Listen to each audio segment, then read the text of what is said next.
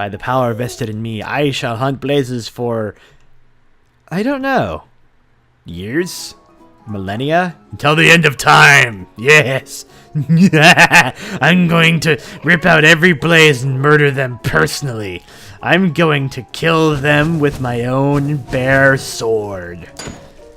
I mean, I'd kill them with my bare hands, but they're really tough as far as things go. It sounds like they're made out of metal. So if I want to kill them with my bare hands, I will be ripping at one for quite a while. I mean, I will probably get really buff in the process, but tearing them apart with the sword is just going to be quicker, and it's going to be more satisfying as I slice them to pieces.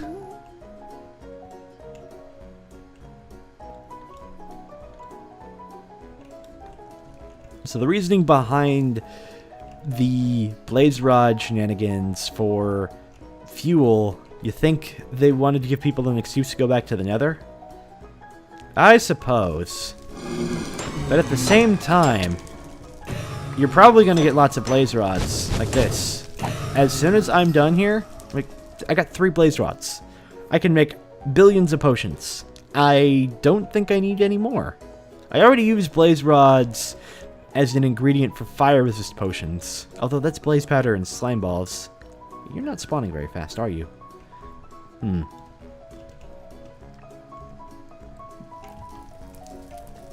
well. Murder, death, death. Murder. I'm not actually murdering anything, am I? Because I'm the only Steve. Zombies look like Steve. Do you murder zombies? Like, let's say you have a human that exists in the world. They've been infected with a virus, and that rots their brain and makes them feral, makes them wild like an animal. So, you could reasonably say that they're no longer human. I mean, they were once human. Let's also say that it changes their body so that physically they're stronger. They turn green. It's like, these are obviously not like regular people.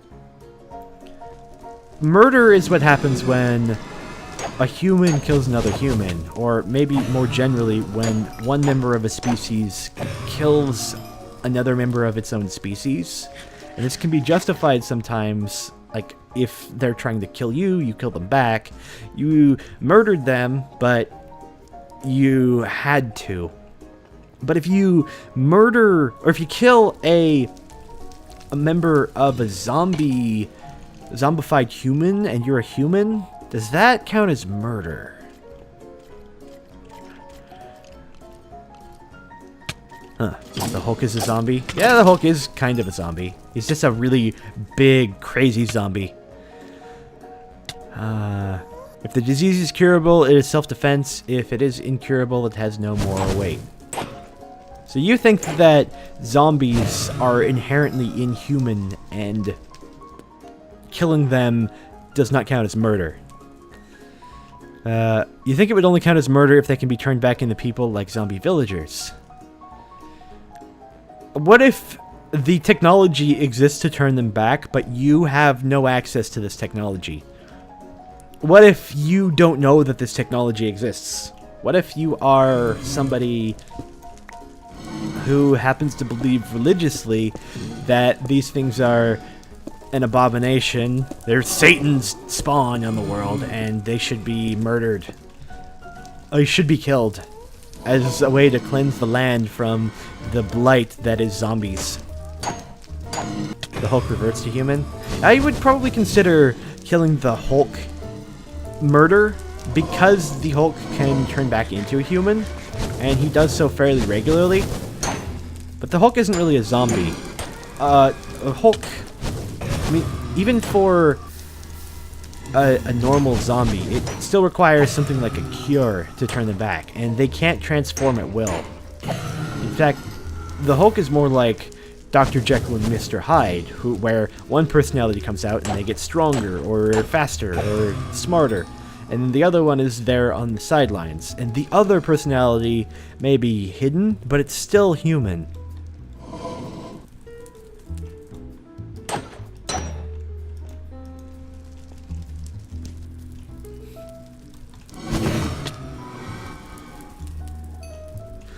Which also raises the question, if you're trying to murder a zombie, but you're the only person who happens to be immune to being zombified for some reason, does killing all of the zombies in your way count as murder? Because the entire species has changed into something else.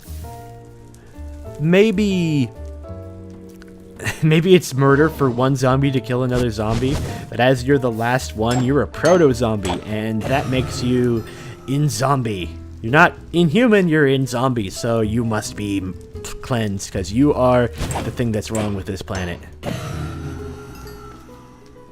And what happens if you just have zombies that are here forever? Do zombies eventually get the power to turn back into humans? Can they procreate? Or do they make little zombies? I gotta get out of here. It's like, if a mommy and a daddy zombie love each other very much, do they make a human? Do they make a human infected with their zombie virus? Or maybe they make a human that's immune to it, so after the zombies continuously kill each other, it's like some of them feel so much love for their young one that they can't bear to kill themselves, so eventually when all of the zombies die out, you have a few humans that are left over, and these humans are not zombies anymore. Do zombies have morals? I don't think so. Some of them do. It really depends on how they're depicted. Okay, wait, I'm immune to fire. I just need to go get some food. Morality is definition-based. Morality is a set of beliefs that you act upon, or don't act upon. But it's a set of beliefs that you can point to and say, this is good, or this is bad. It's how we define right and wrong. But if zombies are feral humans, then I guess by definition they wouldn't have any moral choice, because they don't have the capacity to make those moral choices. Let me just cook some bread up here. Drop this back in here. Wood. You read a book where there are children born of mindless infected zombies that are super intelligent due to integrating with the virus. Ah, so you just so happen to be the best person ever made because you're not... Maybe the point of the zombie virus was trying to make people intelligent, but anybody that was over a certain age just had their brain destroyed, and that age happens to be a couple of days. Like, once you get out and exposed to air, the zombie virus can't do its thing. But the scientist who was making it to begin with didn't know that. Or maybe it's an ancient alien virus, and the aliens knew that it was for the good of humanity, but there would be a time of strife and war, and that time of strife and war, everybody was turned into a mindless drone.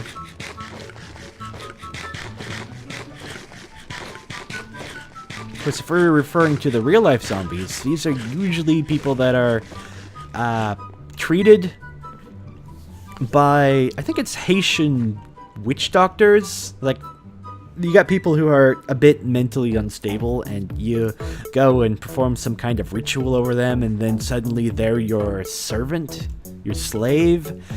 You become their master. And it's like, well, I've got my own zombie. You could make the berries into juice. Oh, can I?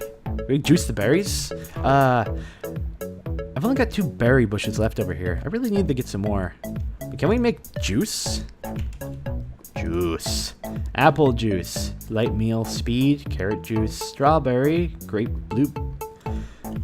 Recipe on blueberry juice. So, juicer plus blueberry. I can make it into juice. Okay, I need a juicer. That requires stone and pressure plate. Do I have those? Stone. And stone. Yes.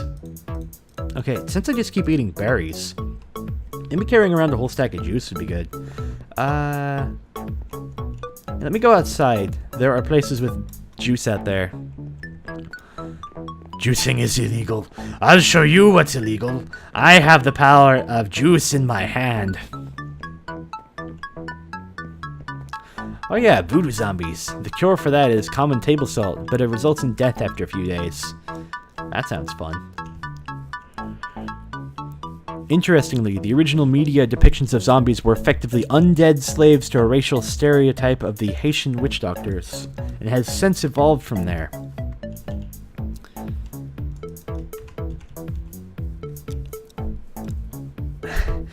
It has since evolved from witch doctor voodoo to mad science. Oh, can I make blackberry juice? Juice. Yes, I can. This is light meal that gives speed 3. Wait, if I drink a bunch of it, does that give me speed for more than 3 seconds at a time? 3 seconds seems kind of pointless. Give me all of these. Juice in your hands sounds like a sticky keyboard mouse. Well, didn't you know that when you juice a berry, you magically gain a bottle around it? At least you do drink it. Whee. Okay, well, I'll take these. I'll take those. We'll probably make some nicer meals later. Potion effects don't stack. Well, they don't stack because they have different effects. I'm really sad that the default implementation for potions don't stack, because all of the berries from Natura give 5 to 10 seconds of whatever they have, and if you eat more of them, you get a couple of minutes because you've got more of them. It's an edible bottle made from agar. Sure. Yeah, okay. I can live with that. Let's put my juicer up with the tools. You know, I've never played with Pam's Harvestcraft by itself. I never really saw a point because we have food, but if we've got lots of weird kind of foods in here, then maybe we can... I do see the point in having it in this version of Minecraft, because food from later versions of Minecraft becomes more important. You start having to suck down lots of juice or eat lots of bread, and the amount of saturation that you get out of it for something like healing makes a big difference. So yeah, Harvestcraft in earlier versions of Minecraft would have been good because we didn't have a hunger system. Food went directly into health. In this version of Minecraft, it goes directly into health again, so it makes more sense to have a wider variety of foods and to have them have different effects, and to have the better foods require more crafting, more creation processes.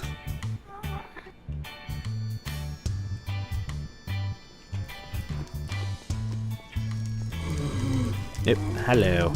Back to hunting. I need 30... Ow. Oh, right, potion of fire resistance. Drink some juice. Juice is pretty good. Juice is really good. I think berry medleys are better because they have a lot of saturation to them. Although that gave me a lot. I'm glad you see the reason you put Harvestcraft in there. Yeah, I definitely agree with having Harvestcraft in a version of Minecraft where health directly comes from food rather than indirectly in the previous versions where you just have a piece of food that would slowly regenerate you over time when you were high enough. Is it you or the FPS is choppy? I hope it's not choppy. It's at 62, 57. I mean, I'm not quite getting 120 frames per second like I would like my computer to do, but 60 should be good enough. Maybe it's the encoding software. Hello, Blaze. I've got 20 levels and I demand 30. Probably more. I might set up an enchanting station inside the nether, actually. Like, let's have our blaze powder area right here. Then... yeah, over here. This is good. Which means I'm going to need more books. Great. There goes all my levels. Just a minor setback of losing 15 levels. No big problem. Got myself my food, and... I got 2 swords now. I'm going to end up with lots of swords by the time I'm done. Okay, time to mine more blazes. Clay armor? Why would you use clay armor when you can use all of the precious resources that you mine to make giant balls of metal into plates that resemble armor? Why wouldn't you want to use the hardest substance known to man? Iron! Actually, I think diamond might be the hardest substance known to man, but iron in Minecraft is metallic, so it's got some weird properties. Like, how do you shape diamonds into metal? The only way that would make sense is with magic, or if it's metal. And I choose to believe that anything inside Minecraft that can be made into a tool is metal, including wood. Yes, so when we take a bunch of wood, we mash it into the right shape, and suddenly we've got wood. So you take 3 pieces of wood, and you make a pickaxe out of it. Also, 2 sticks makes the shaft on it. Terra Firma forces you to forge metallic tools and armor. I like Terra Firma, but Terra Firma is a different game. It's one of those total conversion mods where you're not really playing Minecraft anymore. You're using Minecraft as a platform, and the game that you're playing is something completely different. So, with Terra Firma, instead of starting out and getting wood and then stone, you have to deal with cave-ins, you have to deal with wooden tools for a little while, you have to deal with... Actually, no, you don't get wooden tools anymore. What you get is you get stone tools from bits of stone that you find around in the world, and you smash them together to nap a tool. You do your stone napping. Hi! And then you use stone tools up until the point where you can make yourself a bloomery. Although you can melt metals inside pots. So you can get molten metals, and then you can forge that on an anvil into a metal tool. Then you make a bloomery to make lots of the tools. It's actually a really good progression, and it feels logical and smooth. It makes the game harder to play with because the whole game is slowed down. But at the same time, it's really good if you like Minecraft, but you want a slower time of things, and you don't really want to play with a lot of mods. Just pick the one. Terra Firma.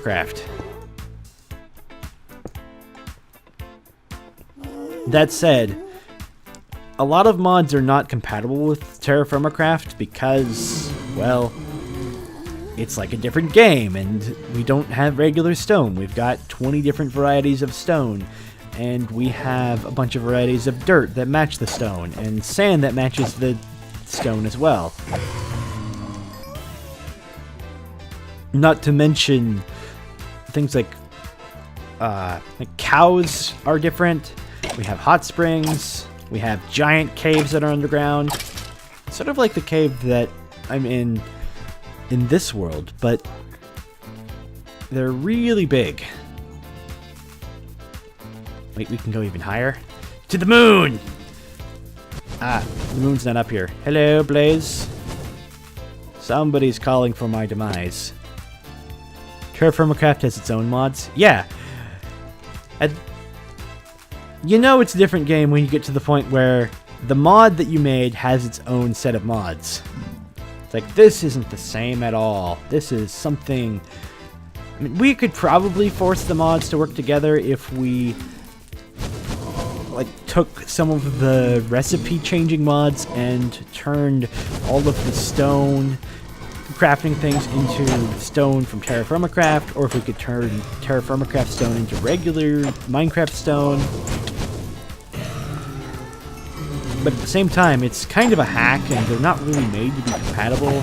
The amount of metals you get out of these other mods is much higher. It's like, you expect to have stacks of iron, stacks of gold, maybe copper or tin or whatever else you have. You don't expect to have 10 of them be a huge amount of iron. So you start having to change the crafting recipes from full-size blocks and ingots into nuggets. And it gets really silly when you take 2 nuggets and you make yourself a whole factory inside it. technically the mods for TFC are also add-ons. Well, technically, an add-on is a better name for a mod for Minecraft than what most of the things does, because most of the time you're not modifying the game, you're adding chunks of content to it. You aren't really changing anything that's there. I mean, some mods do that. There's a few of them that actually do change what's in the game, but for the most part, like chisel. Okay, I have added a chisel that can craft a lot of blocks into a lot of other similar type blocks for the purposes of decoration, or, you know, just because we like this texture of cobblestone. Why is this cobblestone? I don't know, but it's not part of the game itself. It's something that was added on. But that starts getting into semantics. It's like the mods for the bucket platform were neither called mods nor add-ons, but they were called plugins because they worked with the bucket system, and plugins is a rather common name where you just take something and you plug it in. I do like that Minecraft is going to call their system of mods that they're going to make add-ons, but mod is the traditional name, and mod is the one that a lot of people recognize. Ow. Can we request songs? Nope. I play public domain songs with... Oh, fire ran out. Okay, time to get out of here. I need to make some more potions. I got 24 blaze rods to do it. Ow, ow, ow, ow, crud. I just want to leave and make myself powerful. On the positive side, I've got armor. Mod equals module? Oh yeah, that's the other thing. Mod is short for modification, module, or moderator. And as far as mods go for Minecraft, I usually just refer to them as mods, because it's a little add-on module that you add to the game. Some of them actually change the game, so you could call them mods. Actually, mod equals modification. Well, yes, in the context of regular games, because you're changing something, but in the context of Minecraft, or Skyrim, or any particular game where the purpose is to make the game more expansive and add new content, not to change the existing content, it would be better classified as an add-on. In the thing that you download, the thing that you add on to the game with, is a module. And sometimes you have modules that build on other mods, or sometimes you have them changing other ones. It starts getting all kinds of messed up. You love terrassology. When it updates, the modules still work. And some games are good about their mods. I think they want to keep people interested, so they're like, let's not change anything. Whereas games like Minecraft, we need to protect the game. Let's obfuscate all the code so it looks weird, and let's change the obfuscation every time so that our block class is now A.C. And let's just break it all in the process.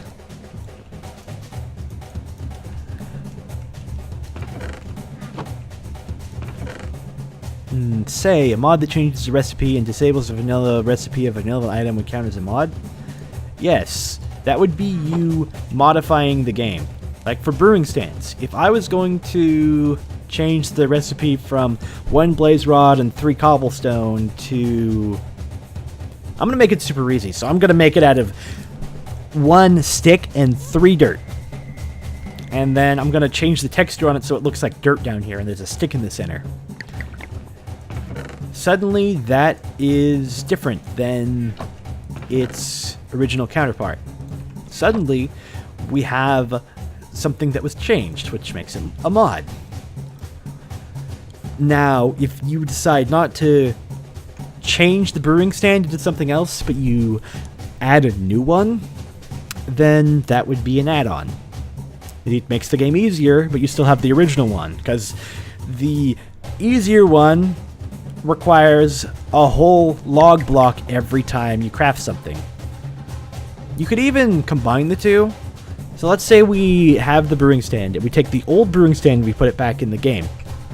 Then we add a new brewing stand that is crud, because it's made out of dirt and stick, and it requires whole logs, and the other one is free. You're like, okay, that gives me a reason to go get this other brewing stand so I don't have to deal with tons of tools and other junk. Okay. Still only got 14 levels. Oh well. Back to the nether.